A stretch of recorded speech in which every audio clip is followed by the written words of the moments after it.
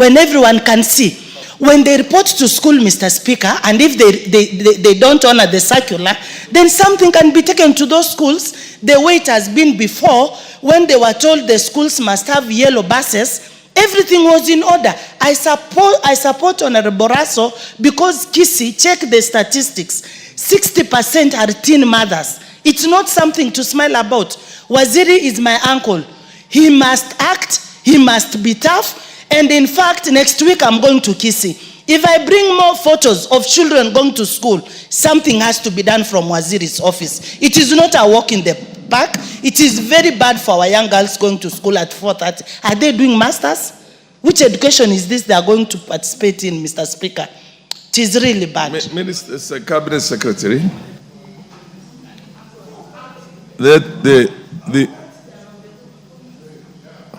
the issue being raised, although not as a question by any of the members, but nonetheless we are all parents, and she has a very emotional issue here when you talk about teen girls who are pregnant and the dangers that they face. Can you give a firm undertaking to this House that the matter is going to be dealt with as a matter of urgency? And that agency itself, including a public pronouncement from your office to all those schools, to the serious consequences of exposing children, pupils, and students to the kind of dangers that the members are talking about. Just 1 minute. On the same issue? No, not on the same. 1 minute.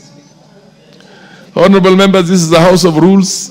We can't sit there so that you keep on thinking of one question or the other, which you had not filed before. Okay, what is your question? Thank you, Honorable Speaker. If us as members of National Assembly we see these kids, and including yourself, where does the CS live that he needs evidence from us? And I believe as he moves around, he also sees these kids, surely. That matter has been raised by the ruling from the chair here, which was very firm. Cabinet Secretary, give a firm undertaking.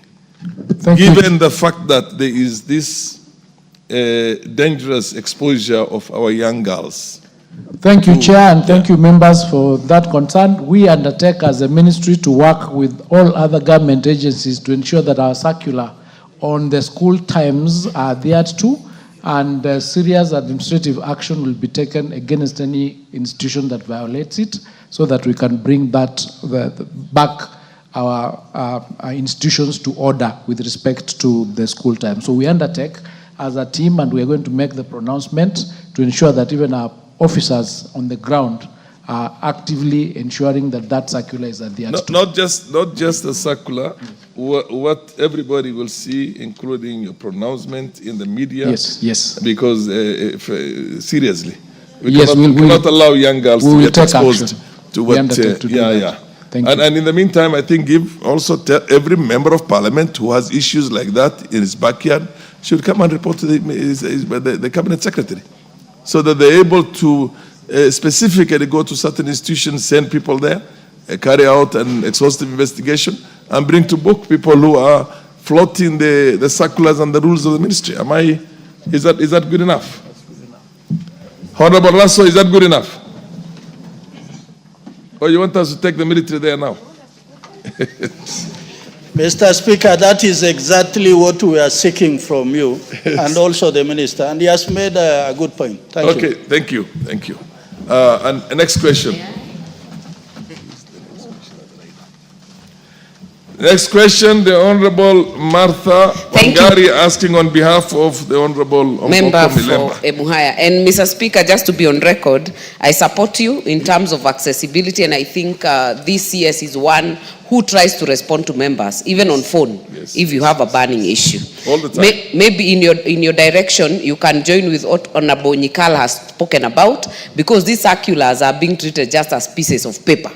That is the problem, the implementation, so that we align with what the minister has said. Honorable Speaker, allow me to ask question number 11 of 2025 on behalf of Honorable Member for Emuhaya, Mboko Milemba, to the Cabinet Secretary.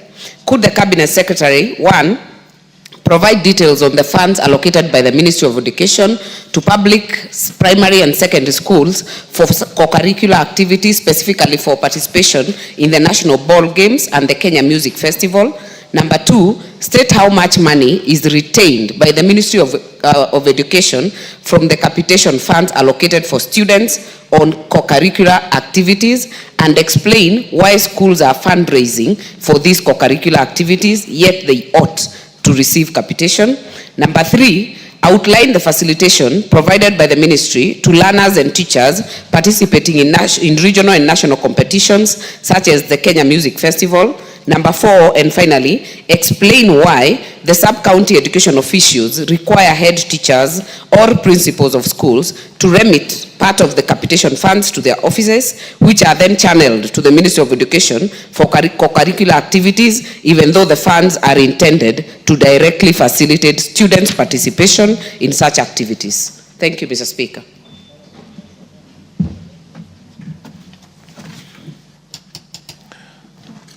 Okay. Minister, proceed. Mr. Speaker, the Ministry of Education allocates funds for co-curricular activities as part of the annual capitation for primary, junior, and secondary schools as follows. For primary schools, co-curricular funding is embedded within the free primary education vote and with a portion dedicated to sports, games, and performing arts, that is drama and music festivals. The sum of Kenya shillings 76 per learner per year is earmarked for sports, games, and performing arts activities. For secondary schools, under the free secondary education program, Kenya shillings 1,500 per learner per year is allocated for co-curricular activities. This allocation covers a wide range of school games, sports, and performing arts. These funds are intended to support schools' co-curricular activities at the sub-county, county, regional, and national levels. The support is in the areas of transport, accommodation of participants and officials, water provision, medical services, and other championship and festival costs. Mr. Speaker, the funds, that is the 76 shillings and the Kenya shillings 1,500, are not assigned per discipline. For example, for ball games or music festivals, the schools themselves prepare budgets and allocations per the activity that they participate in. Mr. Speaker, it is also important to note that except for the transportation of learners, the national games and national music festivals are funded by the Sports, Arts, and Social Development Fund and thus do not depend on capitation. Mr. Speaker, on the second question, the ministry retains part of the capitation earmarked for co-curricular activities as follows. Kenya shillings per learner per year for primary school and Kenya shillings 500 per learner per year for secondary schools. These funds that are retained are consolidated and sent to the regional, county, and sub-county offices to run co-curricular activities at those levels. The balance of the amount is sent directly to the schools.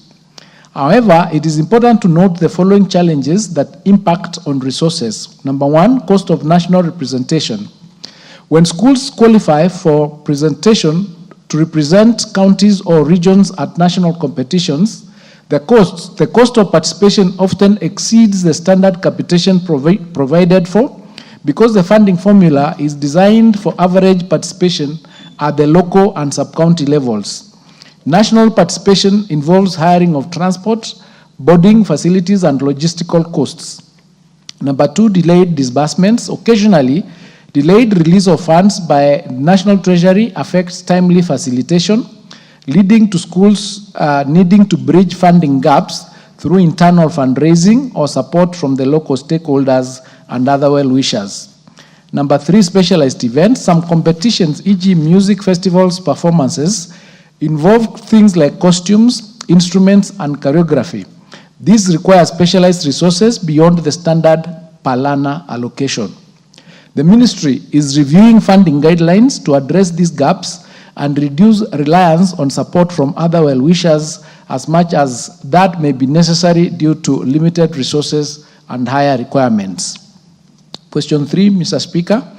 The ministry facilitates learners and teachers participating in regional and national co-curricular activities as follows. Number 1, transportation grants. Partial funding to support school teams to travel to competition venues. Number 2, they provide for uniforms and costumes which are necessary, especially when competitions move beyond school levels. Extra funding becomes necessary to cater for these items. Number 3, accommodation and meals. Through collaboration with host institutions, the ministry subsidizes boarding and meal costs.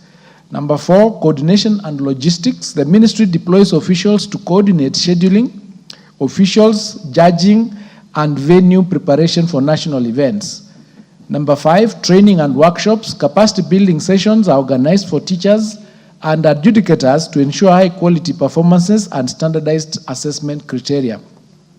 Number 6, awards and recognition. The ministry provides trophies, certificates, and other recognition incentives for outstanding performances and to promote talent development.